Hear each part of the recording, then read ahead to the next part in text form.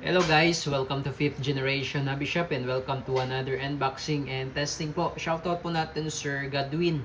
So ngayon meron tayo ditong Glock 17 Gen 5. This is belt type, this is pellet variant po. Glock 17 Gen 5 by Umarex. So this is chambered in 177 caliber 177 lead pellets po. Ang bala po nito ay lead pellets. Yan, lead pellets po siya. Okay, caliber 177. So, this is the Glock 17 Gen 5. Ito po siya.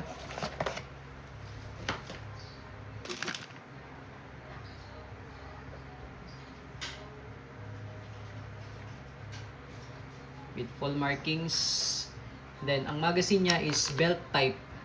21 rounder capacity. CO2 mag. Yan. Mamaya po, ituturo ko po sa inyo paano mag-load ng magazine. Ng bala sa magazine. Okay, so this is gas blowback po, CO2 blowback. Yan, CO2 blowback siya. Yan, bali yung trigger niya malalim po hanggang dulo. Yung trigger niya, trigger pull. Yan, malalim po hanggang dulo yung trigger pull niya. Okay? So, pag ganyan, hindi yan puputok. So, sagad nyo po sa dulo yung trigger pull niya. Okay? Then, ito meron siyang safety dito sa ilalim. Yan yung safe.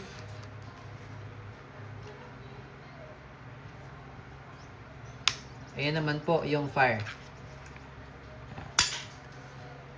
Standard sight pa rin ng Glock. Tapos po pwede po kayo ditong maglagay ng accessories, flashlight. Ayan. Okay. So, ito yung kanyang magazine. Okay, dahil bago po yung kanyang magazine.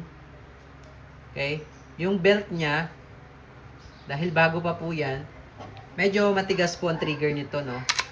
Medyo matigas yung trigger niya, lalo na pag nakasalpak yung magazine. Yan. Tapos, pagka puputok po kayo, huwag nyo po siyang pipigilan kasi umiikot po yung ano niya, yung belt. Huwag nyo siyang, kumbaga, huwag nyo siyang pipigilan pagka puputok kayo. Yung ganyan, pipigilan nyo, wag. So, i-release nyo yung trigger, no? Yan. Tapos, pagka, ito po, tip ko lang sa inyo, pagka kinalabit nyo at medyo matigas, huwag nyo pilitin. Huwag nyo pilitin. Release nyo muna yung magazine. Yan, release nyo muna yung magazine. Kasi baka mamaya, kumalang yung pellet. Minsan, kumakalang yung pellet. Lalo na kung yung pellet na ginamit yung maluwag. Kumakalang yan. So, pag medyo matigas yung trigger niya, pag talagang matigas, huwag nyo piliting kalabitin, release nyo lang muna yung magazine.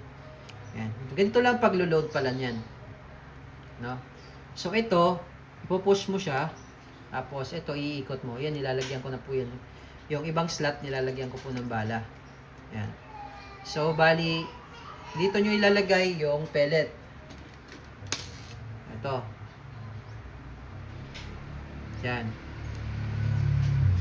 Make sure lang po na yung pellet hindi nakausli.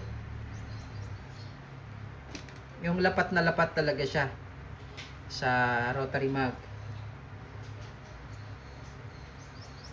Ay, sorry, sa belt. Belt type kasi siya, not rotary. Yan. Ang capacity niya po ay 21. 21 po ang capacity nito. Yan, umiikot siya. So, ang ikot nyo dyan, pwedeng clockwise, pwede rin counterclockwise. Wala namang problema doon.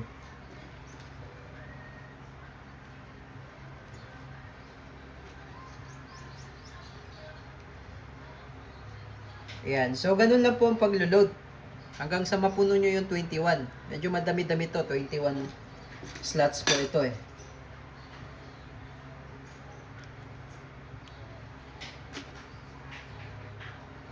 Ayan. Okay, so katulad yan, puno na. Ibabalik nyo lang. Ibabalik nyo lang to. Ipupush nyo lang. Ayan. Okay? So, ganun lang yung paglo-load ng bala. Tapos, isisentro nyo lang yan sa gitna. Ayan, sa gitna nyo isisentro. Ayan. Sa gitna nyo po. Tapos ngayon, mayroon siyang kasamang allen. Lalagyan natin siya ng CO2.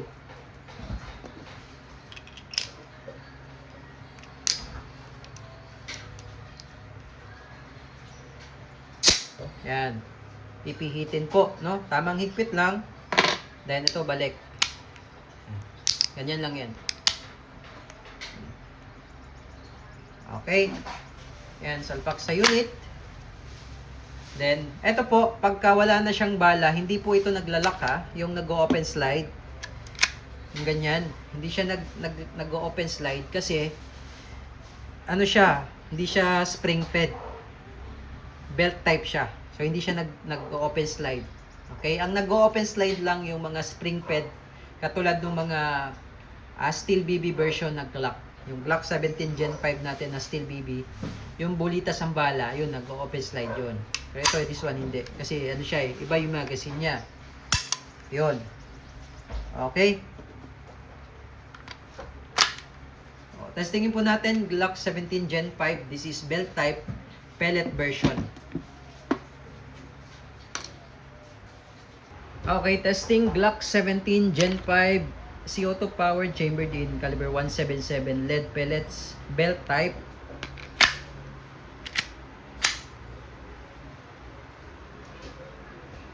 Perfect.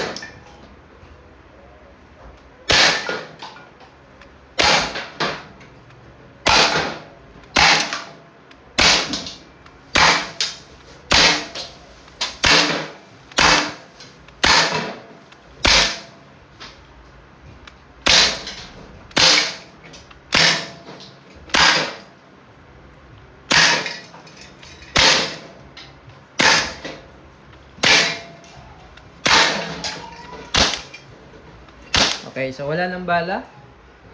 Yan. So pag wala na siyang bala, hindi siya nag-open slide po dahil ito po ay belt type. Okay?